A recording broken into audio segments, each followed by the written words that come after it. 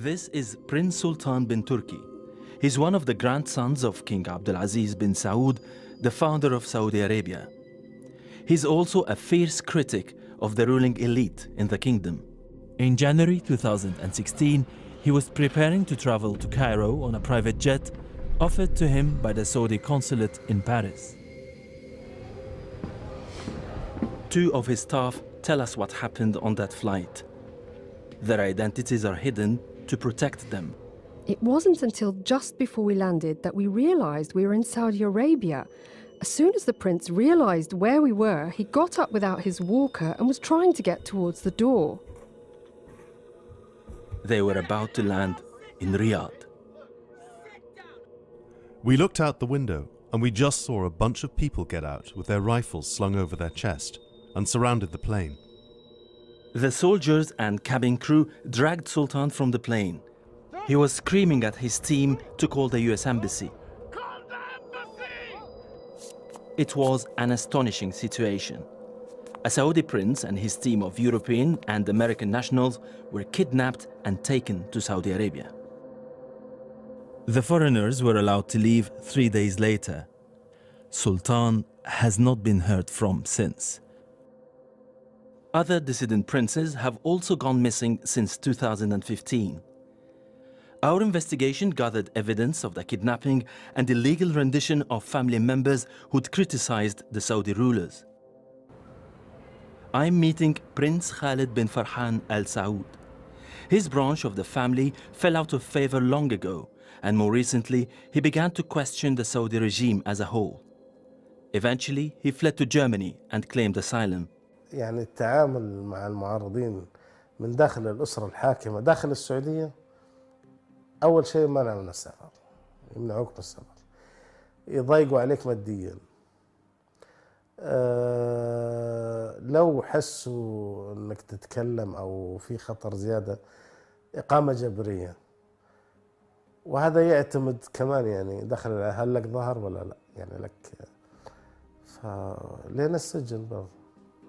According to Prince Khalid, the fate of the dissident princes is decided at the very top of the Saudi government. المعارضة الخارجية لأنه ممكن هذه أشياء دولية، يعني ممكن غلطة تصير تؤثر على العلاقات ما بين دول، فبطبيعة الحال هي بتكون من قرارات الملك. This is Prince Turki bin Bandar Al Saud. He was once a major in the Saudi police force with access to highly sensitive information. A bitter inheritance dispute with the family landed Turki in prison. On his release, he fled to Paris, where he lived in this apartment.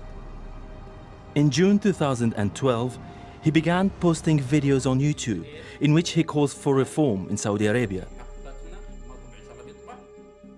وتصير بدل ما تكون وزير تمنع الجريمة تصير أنت رأس الجريمة.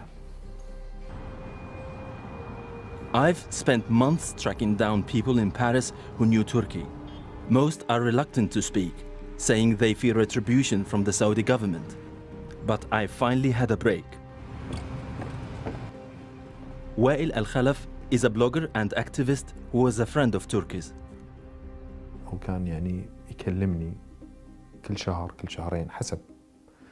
فاختفى فترة 4-5 شهور. فشكيت في الموضوع أنا. فجتني معلومات من داخل المملكة من أحد الضباط الكبار أنه تركي من بندر باستضافتنا صار عندنا يعني جابوه خطفوه يعني. I searched the international media for news of Turkey. I found this article in a Moroccan newspaper. It says Turkey was about to leave Morocco for France when he was arrested and jailed. Then, following a request from the Saudi authorities, he was deported with the approval of a Moroccan court. If the article is accurate, it looks as if the Moroccan authorities may have colluded with the Saudis in Turkey's deportation. We put these allegations to the government of Morocco, but they declined to comment.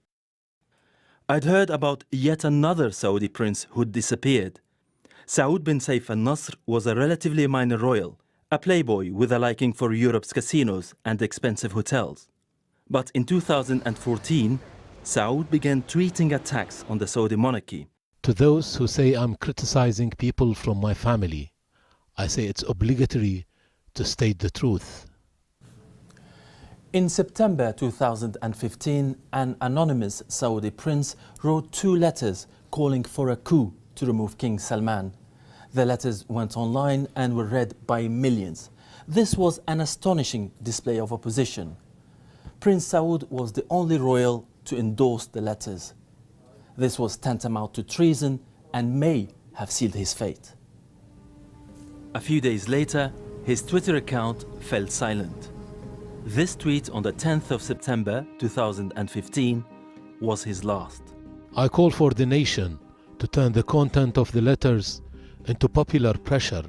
Although there is no definitive proof, Prince Khalid and 2 other sources believe he may have fallen into an elaborate trap. كلمته شركة روسية إيطالية على أساس أنها تبغى تفتح تجارة بدول الخليج وخاصة في السعودية. وكلموه على أساس أنهم محتاجين اسم بس معه، يعني اسم من داخل الأسرة الحاكمة. وبيعطوا له نسبة معينة مدري 2% أو 3%. وبطبيعة الحال كانت المخابرات السعودية مفبركة العملية هذه كلها، وبالفعل جاءت الطائرة الخاصة اللي تابعة للشركة أخذت الأمير سعود بن صيف النصر، ولكن ما هبطت في روما، هبطت في الرياض. For one of the princes, Sultan, 2016 was not the first time he'd been kidnapped. He said he was first abducted in 2003 and placed under house arrest in Saudi. After his health deteriorated, he was allowed to leave Saudi in 2014 to seek medical treatment in the United States. He later placed a criminal complaint against his cousin and a Saudi official, accusing them of the 2003 abduction. His lawyer informed the Swiss authorities about the most recent kidnapping, hoping something might be done about the first. My understanding of Swiss law is you have 15 years to complete the prosecution, 15 years from that June date in 2003, and it's a lengthy process going through the entire prosecution. So effectively, by suspending the prosecution, it's really defeating the ability to, in a timely manner, pursue the prosecution. According to Swiss law, the legal action against Sultan's alleged kidnappers will expire in 2018. We tried to contact the 3 princes without success. Their whereabouts are unknown. When we asked the government of Saudi Arabia to respond to the allegations in this film, it declined to comment. Meanwhile, Prince Khalid, still exiled in Germany, fears he too may face the same fate as Sultan. إن كنا يعني وصلنا لين 4 في أوروبا بينتقدوا من داخل الأسرة، بينتقدوا الأسرة، بينتقدوا الحكم في السعودية. 3 منهم انخطفوا، فأنا الوحيد اللي باقي يعني الحمد لله.